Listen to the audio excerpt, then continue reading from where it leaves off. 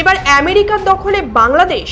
Tiger lightning যুদ্ধাভ্যাস করার অজুহাতে বাংলাদেশের চট্টগ্রামে এবার ঢুকে পড়ল আমেরিকার সেনা। এবার কি তবে বাংলাদেশের অস্তিত্ব একেবারে শেষ হতে চলেছে?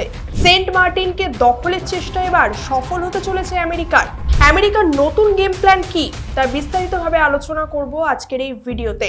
সম্প্রতি আমরা দেখলাম মার্কিন বিমান C-130J হারকিউলাস নিয়ে বাংলাদেশের চট্টগ্রামে হঠাৎ করেই আমেরিকার প্রচুর সেনাবাহিনী ঢুকে পড়ল।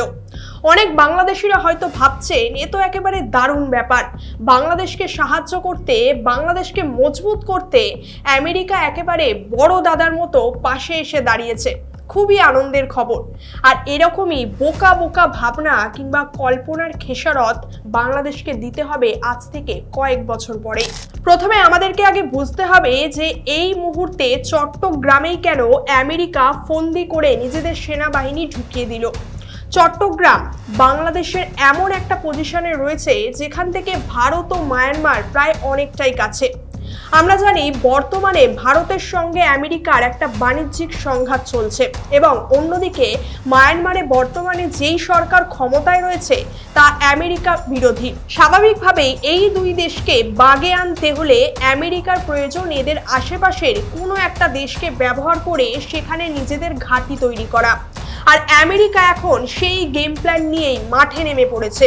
তবে এই গেম প্ল্যান আজকের নয়, এই গেম প্ল্যান বহু দিনের পুরনো। আর তা সম্পূর্ণভাবে ক্লিয়ার তখনই হয়ে গিয়েছিল যখন বাংলাদেশে হাসিনা সরকার ক্ষমতাচ্যুত হয় আর সেখানে ক্ষমতায় বসানো হয় মোহাম্মদ ইউনূসকে, যে কিনা এখন বলা যেতে পারে একেবারে আমেরিকার হাতের পুতুলে পরিণত হয়েছে। আমেরিকার অঙ্গুলি হেলনেই তাকে চলতে হয়। যাই হোক, এবার আসি মূল বিষয়। দেখুন, আমেরিকার আগাগোড়াই লক্ষ্য হলো দক্ষিণ এশিয়ার বিভিন্ন দেশগুলোতে নিজেদের ঘাঁটি মজবুত করা, যাতে যে কোনো সময় এবং যে কোনো পরিস্থিতিতে আমেরিকা নিজেদের দাদাগিরি বজায় রাখতে পারে আর এই সমস্ত দেশগুলোকে নিজেদের কবজায় নিয়ে নিজেদের কার্যসিদ্ধি করতে পারে। সেই সাথে এই সমস্ত দক্ষিণ এশিয়ার দেশগুলোতে নিজেদের একটা করে সেনা ঘাঁটি রেডি রাখলে যখন তখন আমেরিকা যে কোনো দেশের উপর সহজেই অ্যাটাক করতে পারবে। আর অপর দিকের দেশ যখন পাল্টা অ্যাটাক করবে তখন কিন্তু আমেরিকার নিজের দেশের কোনো ক্ষতি হবে না, উল্টে যেই দেশের মধ্যে তারা সেনা ঘাঁটি তৈরি করেছে সেই দেশের মানুষরাই বিপদে পড়বে। আর এই সিম্পল বিষয়টাই বাংলাদেশের মতো মাথা মোটা দেশ বুঝতেই পারছে না, কিংবা বুঝে হয়তো লোভে পড়েই আমেরিকার ফাঁদে পা দিয়ে নিজেদের দেশটাকেই ধীরে ধীরে বিপদের মুখে ঠেলে দিচ্ছে। ভারত কিন্তু আমেরিকার এই ফাঁদে পা দেয়নি এবং আমেরিকাকে ঢুকতে দেয়নি নিজেদের দেশে। অনেকেই হয়তো ভাবছেন ওই তো নরেন্দ্র মোদীর জন্মদিনে ট্রাম্প উইশ করলেন, এর পাল্টা নরেন্দ্র মোদী আবার তাকে টুইট করে ধন্যবাদও জানালেন। এই তো ভারত ও আমেরিকার মধ্যে সব ঠিক হয়ে গিয়েছে। ভারত আমেরিকার পরম বন্ধু। ধুর, আমি আগেও বলেছি যে জিও পলিটিক্সে কেউ কারোর বন্ধু হয় না।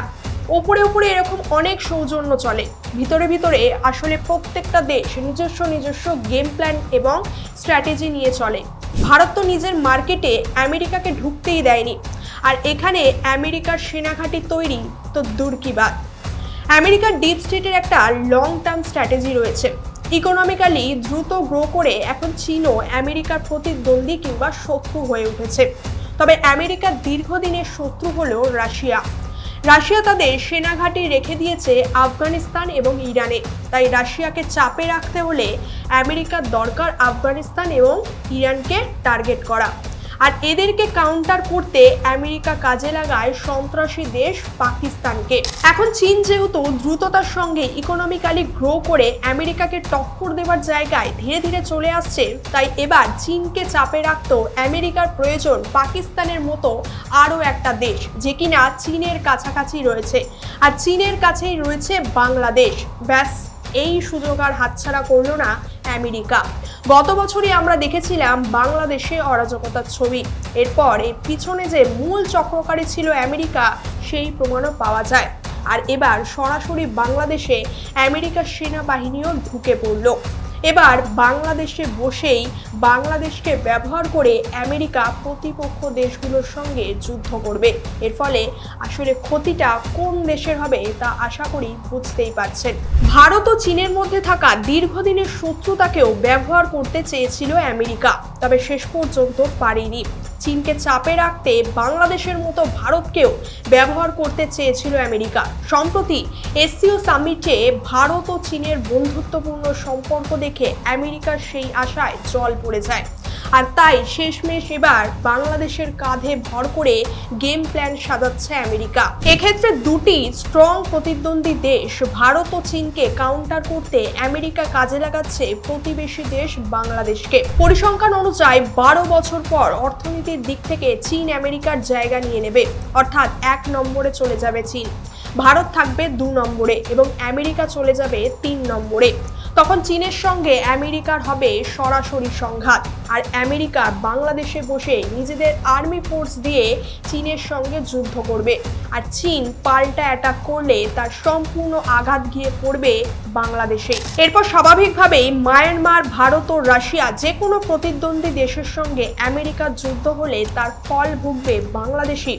এরপর আপনারাই বলুন তো, বাংলাদেশ নামক এই দেশটার আর কোনো অস্তিত্ব থাকবে এরপর? আজকের ভিডিওটি এখানেই শেষ করছি। এ বিষয়ে আপনার মতামত অবশ্যই কমেন্ট করে জানাবেন। ধন্যবাদ, ভালো থাকবেন।